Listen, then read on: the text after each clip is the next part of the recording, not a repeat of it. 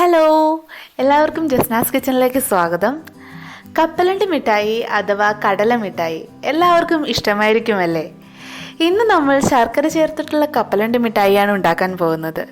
വെറും 2 ചേരുവകൾ മാത്രമേ ഇതിനാവശ്യമുള്ളൂ. വളരെ ഈസി ആയിട്ട് വളരെ ടേസ്റ്റോടെ നമുക്കിത് വീട്ടിൽ തന്നെ ഉണ്ടാക്കിയെടുക്കാൻ പറ്റും. അപ്പോൾ നമ്മുടെ കപ്പലണ്ടി മിഠായി എങ്ങനെയാണ് ഉണ്ടാക്കുന്നതെന്ന് നമുക്ക് നോക്കാം. ഈ 2 ചേരുവകളാണ് ഞാൻ കപ്പലണ്ടി മിഠായി ഉണ്ടാക്കുവാനായിട്ട് എടുത്തിരിക്കുന്നത്. അപ്പോൾ 150 ഗ്രാം കപ്പലണ്ടിയാണ് ഞാനിവിടെ എടുത്തിരിക്കുന്നത്. പിന്നെ 150 ഗ്രാം ശർക്കരയും. ശ്രദ്ധിക്കുക, ഇവിടെ ശർക്കര എടുക്കുമ്പോൾ കുറച്ച് ബ്രൗണിഷ് ആയിട്ടുള്ള ശർക്കര എടുക്കാൻ ശ്രദ്ധിക്കണം. ഈ ടൈപ്പ് ഒരു വെള്ള കൂടിയ കളറുള്ള ശർക്കര ഉപയോഗിക്കാതിരിക്കുക, കാരണം ഇതിന് കുറച്ച് തരി കൂടുതലായിരിക്കും. പകരം ഇങ്ങനെ ഈ ഡാർക്കായിട്ടുള്ള ശർക്കര തന്നെ ഉപയോഗിക്കുക. ഇനി ആദ്യം തന്നെ നമുക്ക് ഈ കപ്പലണ്ടി ഒന്ന് വറുത്തെടുക്കാം. ഇപ്പോൾ ഈ കടായി ഒന്ന് ചൂടായിട്ടുണ്ട്. ഇനി ഇതിലോട്ട് നമുക്ക് ഈ കപ്പലണ്ടി ഇട്ട് കൊടുക്കാം. ഇതിനി ഒരു മീഡിയം ഫ്ലെയിമിൽ ഒരു ഗോൾഡൻ കളർ വരുന്നത് വരെ നമുക്കൊന്ന് വറുത്തെടുക്കണം. ഈ ഒരു പരുവത്തിന് ഇത് വറുക്കാൻ നോക്കണം. ഒരുപാട് കൂടുതൽ വറുത്ത് കഴിഞ്ഞാൽ ഈ കപ്പലണ്ടി മിഠായിക്ക് ഇത് ശരിക്കും ഒരു കട്ടിയായി പോകും. അതുകൊണ്ടാണ് ഈ ലൈറ്റ് ഗോൾഡൻ വരാൻ നേരത്ത് ഓഫ് ചെയ്യുക. ഇനി ഇതൊന്ന് നമുക്ക് തണുക്കാൻ വെക്കാം. തണുത്തതിന് ശേഷം നമുക്ക് ഈ തൊലിയൊക്കെ അടത്തി മാറ്റാം. ഇപ്പോൾ കപ്പലണ്ടി നല്ലതുപോലെ തണുത്തിട്ടുണ്ട്. ഇനി നമുക്കിതിൻ്റെ തൊലി കളഞ്ഞെടുക്കാം. കൈകൊണ്ടൊന്ന് കുറച്ച് അമർത്തി തിരുമാൻ നേരത്ത് ഈ തൊലിയെല്ലാം പോയിക്കോളും. ഇതിൻ്റെ ഈ തൊലി കളയുന്ന കൂട്ടത്തിൽ തന്നെ ഈ കപ്പലണ്ടി 2ആയിട്ടൊന്ന് പിളർത്തി കൂടി എടുക്കണം. ഇപ്പോൾ ഞാൻ ഈ കപ്പലണ്ടിയുടെ തൊലിയെല്ലാം കളഞ്ഞെടുത്ത് ഓരോന്നായി പിളർന്നെടുത്തിട്ടുണ്ട്. ഇനി ഈ ശർക്കര ഒന്ന് ഉരുക്കുന്നതിന് മുമ്പായിട്ട് കിച്ചൻ തട്ടിലോട്ട് കുറച്ച് എണ്ണ ഒഴിച്ചു കൊടുക്കാം. അതേപോലെ തന്നെ ചപ്പാത്തി കോലയിലും കുറച്ച് എണ്ണ ഒഴിച്ചു കൊടുക്കണം. എന്നിട്ട് നല്ലതുപോലെ ഒന്ന് സ്പ്രെഡാക്കണം. ഇങ്ങനെ ചെയ്യേണ്ടാത്തവർക്ക് നമുക്കൊരു വലിയൊരു സ്റ്റീൽ പാത്രത്തിൽ അത് കമഴ്ത്തിയിട്ടിട്ട് അതിൻ്റെ മേലിൽ കുറച്ച് എണ്ണ ഒഴിച്ച് അതൊന്ന് തേച്ച് പിടിപ്പിച്ചാൽ മതി.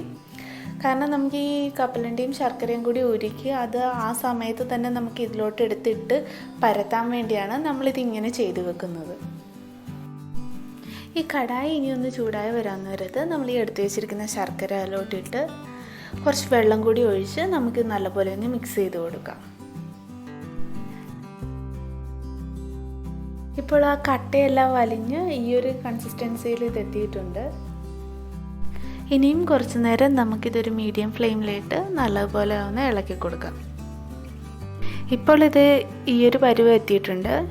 ഇനി ചെയ്യേണ്ടത് നമ്മളൊരു ട്രാൻസ്പെറൻ്റ് ആയിട്ടുള്ളൊരു പാത്രത്തിൽ കുറച്ച് വെള്ളം എടുത്തിട്ട് ഇതിലോട്ട് ഒരു 2-3 തുള്ളി ഈ ശർക്കര ഉരുക്കിയത് ഇട്ട് നോക്കണം. അപ്പോൾ നമുക്കതൊരു സോഫ്റ്റ് ബോളായിട്ട് ഉരുട്ടിയെടുക്കാൻ പറ്റുമെങ്കിൽ ഇത് അതിൻ്റെതായ ഒരു പരുവത്തിലെത്തിയിട്ടുണ്ട്. ഇനി ഒരു 2 മിനിറ്റ് കൂടി നമുക്കിതൊന്ന് ഇളക്കി കൊടുക്കാം. ഒന്നുകൂടി നമുക്ക് ഈ പാത്രത്തിലോട്ട് 2 തുള്ളി ഇട്ട് നോക്കാം. ഇതിപ്പോൾ അത്യാവശ്യം നല്ല സോഫ്റ്റായിട്ട് വന്നിട്ടുണ്ട്. ഇനി നമുക്കിതിലോട്ട് കപ്പലണ്ടി ഇട്ട് കൊടുക്കാം. കപ്പലണ്ടി ഇതിലോട്ടിട്ട് ഇത് ഇളക്കുന്ന സമയത്ത് ലോ ഫ്ലെയിം ആക്കാൻ ശ്രദ്ധിക്കണം. ഇതെല്ലാം നല്ലപോലെ മിക്സ് ചെയ്ത് എടുത്തതിന് ശേഷം പെട്ടെന്ന് തന്നെ നമ്മൾ ആ എണ്ണ തൂർത്ത തട്ടിലോട്ട് ഇതിട്ട് കൊടുക്കുക. ഈ ചൂടോടുകൂടി തന്നെ ഈ ചപ്പാത്തി കോല് വെച്ച് ഇത് നല്ലപോലെ ഒന്ന് പരത്തിയെടുക്കണം. ഈ പരുവത്തിൽ ഇതൊന്ന് പരത്തിയതിന് ശേഷം നമുക്കിനി ഇതൊരു ഷേപ്പിൽ മുറിച്ചെടുക്കാം. കുറച്ച് കട്ടിയായിരിക്കും. കുറച്ച് ബലം ഉപയോഗിച്ച് ഇത് ഒരു കത്തി കൊണ്ട് നല്ലപോലെ മുറിച്ചെടുക്കാൻ ശ്രമിക്കണം.